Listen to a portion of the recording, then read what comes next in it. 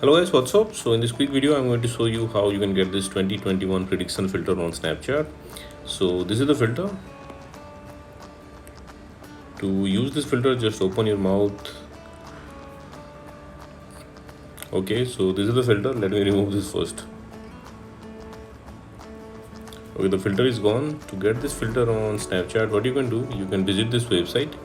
Link to this website I'll give in the description box below. So here in this website you will see snap code for this filter. If you're browsing this website in your laptop or PC, you can scan the snap code with your Snapchat mobile app. And if you're browsing this website in your mobile, just tap on the snap code and open it with Snapchat. Likewise, and you will see this pop-up unlock for 48 hours. So tap there. Okay, there you go, you got the filter. So that's it guys. Likewise, you can get this filter and use this filter on Snapchat.